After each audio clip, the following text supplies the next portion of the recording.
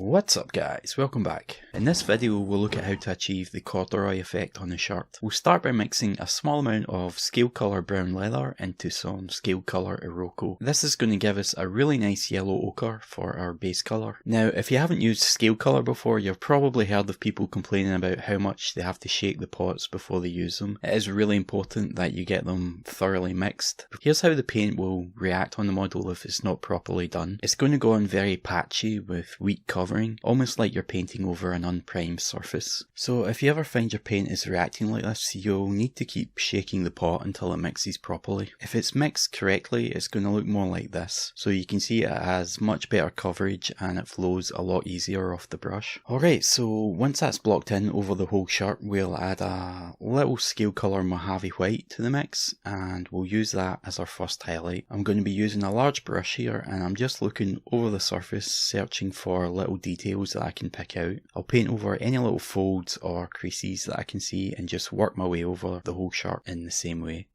In hindsight, I should have gone a little brighter for this initial highlight. I was slightly hesitant as I didn't want to mess up the paint job.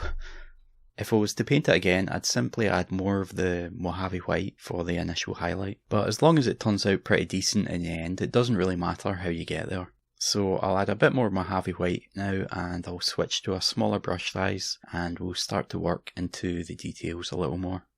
I'll pick out the edges around the little pocket here and any little creases on the surface. To do the surface texture, we'll use simple cross hatching. So for that we'll paint on thin horizontal lines, keeping them fairly close together. You'll find this is easier if you just paint them on quite quickly in one confident stroke. If you try to do it slowly, being really careful, the line will go on all sort of wobbly, plus it will take forever, so just try and be bold and paint from the tip of the brush and don't overthink it. So your aim is to place these lines anywhere you've already sketched in a highlight. To complete this pattern, you'll do some more lines, but this time painting them vertically over your highlighted area so that your lines form a little grid design on the surface. We'll do the same on the back, first pulling the paint along each of the folds towards the middle. Then we'll do little vertical lines over each part of the highlighted areas. Add some more Mojave white to your mix and we'll keep building up the textures. You can see here I'm adding those little horizontal lines even on the little small parts of the shirt.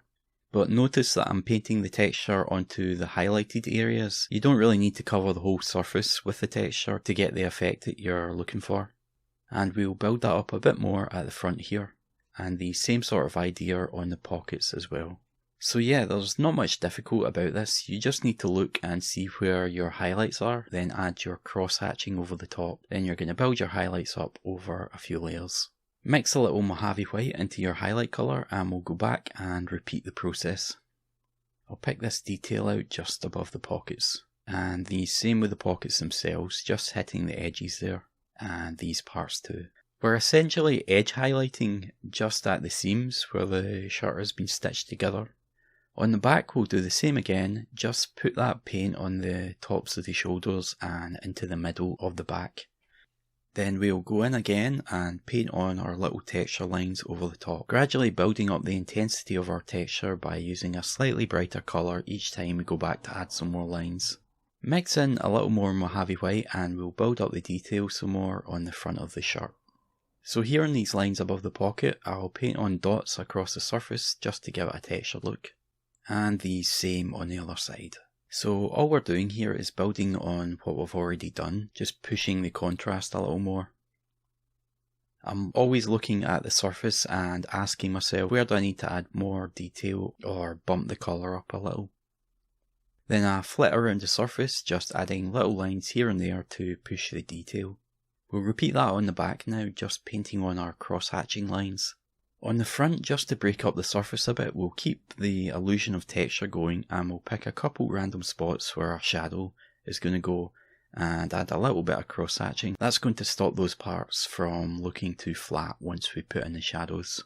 And speaking of shadows, we'll now make a glaze with some Valejo Armour Brown just by adding a little water to the paint. Then using a large brush, we'll apply that to the model by sweeping the glaze down over the lower half of the shirt. Then we'll take a clean, damp brush and draw the edge of the glaze away from the shadow, just by working the brush back and forth over the surface, pulling the edge of the glaze up and away from the shadow. That's going to stop us getting a horrible line forming at the edge of the glaze.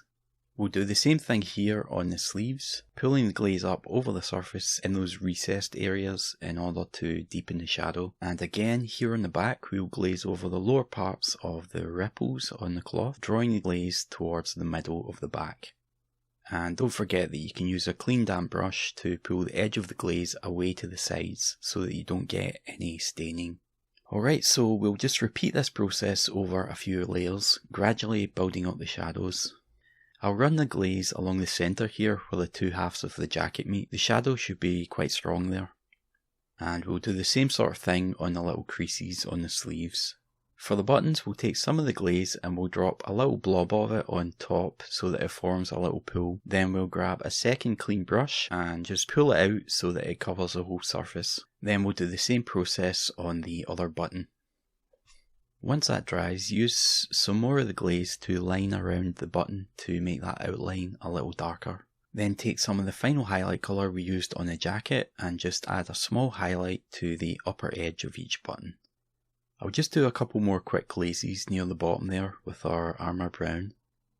So I'm missing some of the final footage for this, but I can explain it quite simply. In order to complete the corduroy effect, what you'll do is essentially mirror the same cross-hatching you used in the highlights, but this time do it over the shadow areas with a darker colour. So you would start by making a roughly 1-to-1 mix of scale colour brown leather and the base colour, and then you would paint that on over the darker areas, first painting a row of vertical lines, and then painting a row of horizontal lines over the top. After that you would take some brown leather again, just on its own this time, and then you would go back and paint lines on the lower part of the shadow. And this is done over the surface of the shirt for the more noticeable shadow sections. Much like the highlights, you don't need to cover the whole shirt in the shadow lines, only the most prominent areas. So I apologise for not having footage for that, but if you understand how to do the texture on the highlights, the shadow sections are just the same but with a dark brown instead of a light brown.